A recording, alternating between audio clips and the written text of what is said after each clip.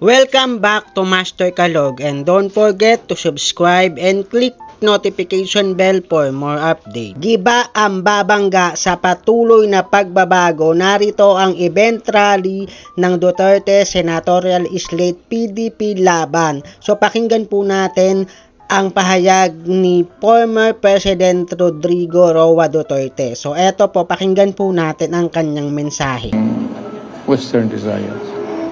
Dapat lang magpapanalo tayo para, alam mo, magkakapatid tayo.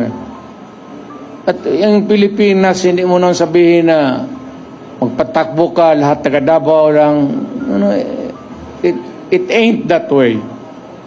Kung naging presidente ka na, gusto mo i-distribute yung position para well represented yung ating bayan. Mag-usap tayo doon, Ilonggo, Ilocano, Waray, Igorot, para lahat. So, itong sunod,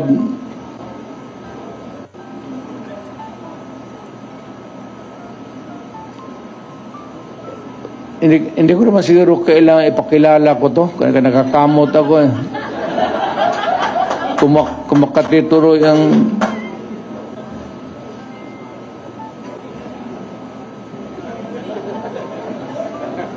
may pera ka bong?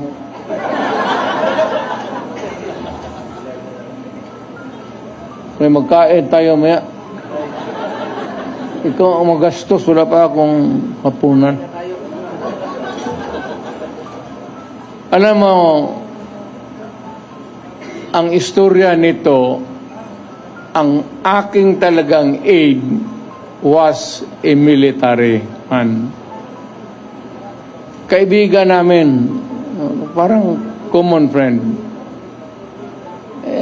Military na not so because parang maluwang na pakisama niya sa civilian. Biglang naglaro ng basketball, yung bola galing kay Bato. Totoo yan. Pinasa niya doon kay Jimboy Halili. Teniente yun. Pagsalo ng bola, natumba, namatay. Sabi ko, nung punta ko, sabi ko, nagsalo lang ng bola, namatay. So, yes, Mayor. Puta, ang bola, putaw? Bakal? Bola ng ano? O bakit namatay? Kasi pagsalo, tumba. Baka talagang sinadya na milakasan ng gusto. Baka may pustahan sa ganung laro na yun. Galing kay Bato yung bola eh. Kaya pag si Bato ang kalaro ninyo, huwag ninyong saluin yung bola. Hayaan mo, tumakilid ka lang palawa. Kasi doon namatay. Hindi ako nagpapatawa. Yun talaga ang nangyari. Doon natumba kaya ako. Minsan yung nag-iisip ako kung patakbuhin ko ba ito si Bato o hindi.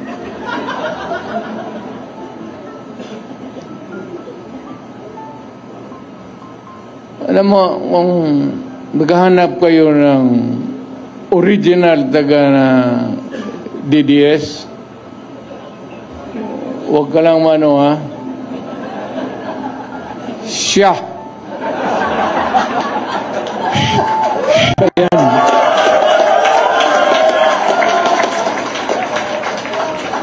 Hindi ako. Mayor ako.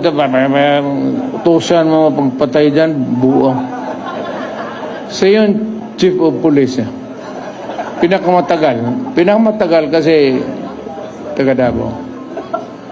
Alam mo, pag remember, bago rin akong mayor noon. Kakagraduate lang ito na sa PMA, na-assign sa Davao. Tapos nag-asawa, doon sila nag-settle down. Kaya malapit talaga sa akin si Bato. Hindi sabihin bata-bata, tao-tauhan. Kaibigan. Ano ngang maidagdag ko sa kwento?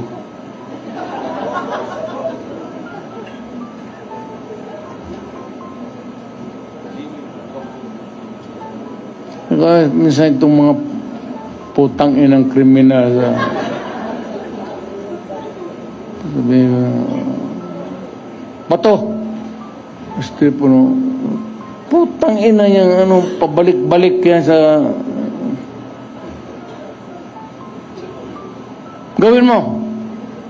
Iya sir. Minsan magsabi ko tapusin mo na. Sir, kanina pa.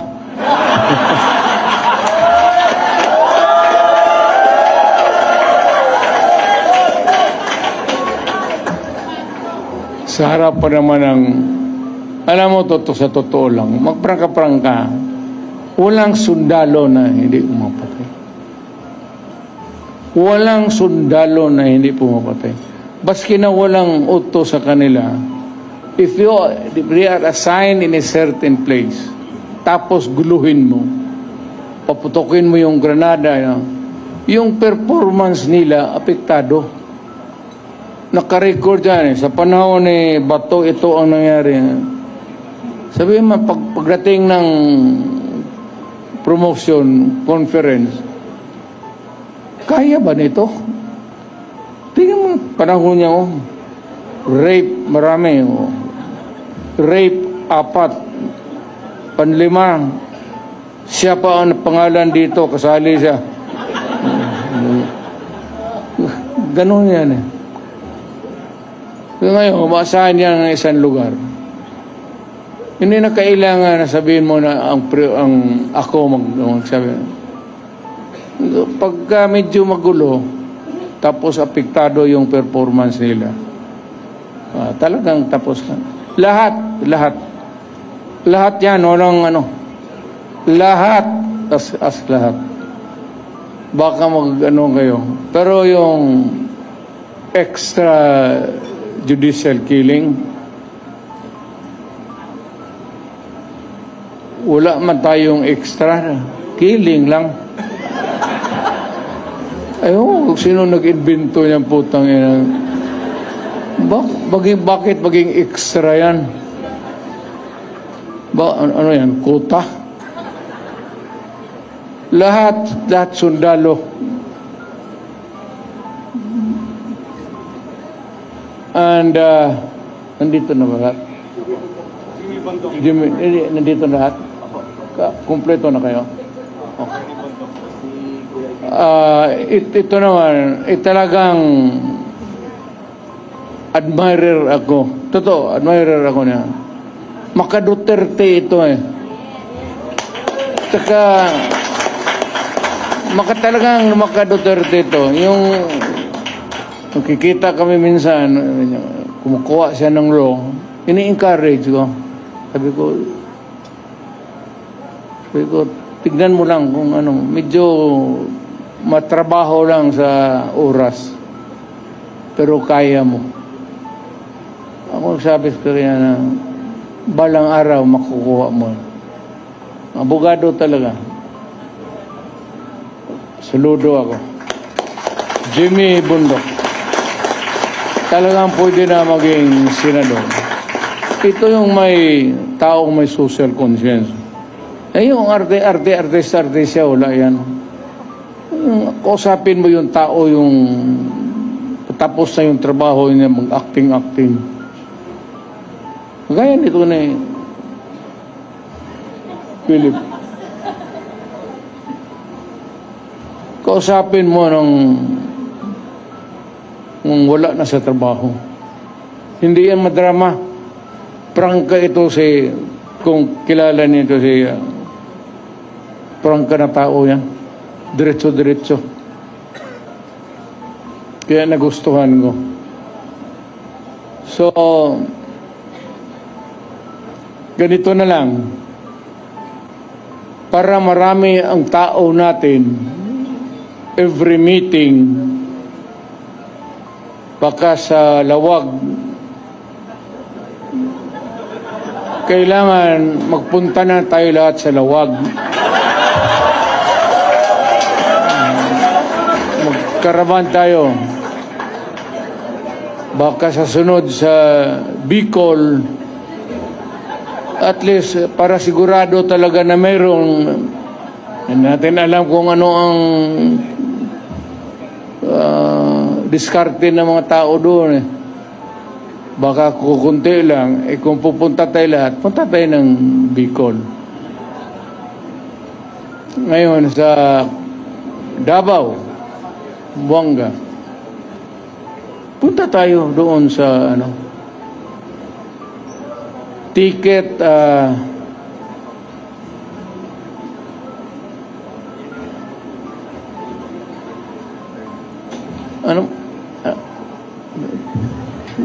ito si Jun Ibasco. Ito yung pinakautak ko talaga.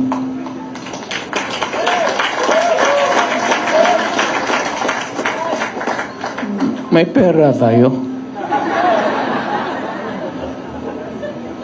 Alam mo, wala tayo talagang pera. Last minute, ambag-ambag lang kami. Ano ba sa Tagalog yan? Contribute na ko yan. Si Robin. Pero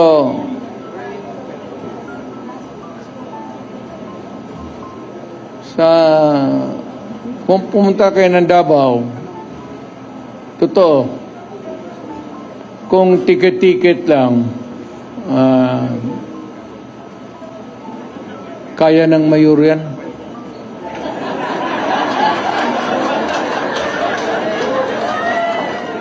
Ipasa mo lang yan doon sa mga negosyante. Doon sa mga Chinese community na may ara. Kaya ito. Pero wag kayong yung isang flight na puro Duterte talaga.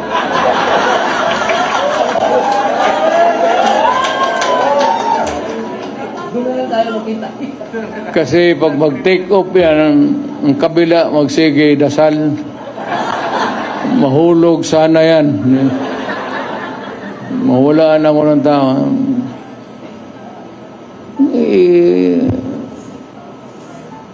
Intervals, intersperse. Punta kayo ng Mindanao. Actually, hindi na ako nagluloko ha. Parang kung maano kayo sa Davao, kindly drop by our place. Si Bongo, si Bato. Si Bongo kasi mayaman talaga to. May printing press. Walang problema nito sa propaganda. Pinakamalaki yan sa Mindanao. Printing press niya. So, kung sabihin mo lang na kalahati nito, kaya niya. Kaya niya. Sagutin mo na, Bong. Huwag kang mahiya. But seriously now, magabi na.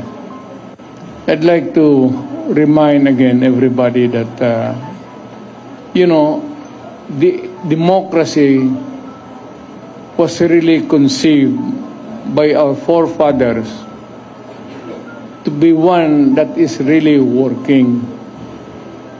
Kaya nga may demokrasya because there is a periodic election. The president You have served there for about 6 years, then alis ka, another one. And for the mayor and the rest of the officials of government. Talagang elected. Mabuti yan eh. So it is intended, ang mahirap kasi may mga yan, baski sa ating grupo, lalo na yung... Ano ang masasabi mo kaugnay sa pahayag ni Tatay Digong dito sa event rally ng Duterte Senatorial Slate PDP Laban? I-comment mo lamang yan ang iyong katuwiran at mga opinyon.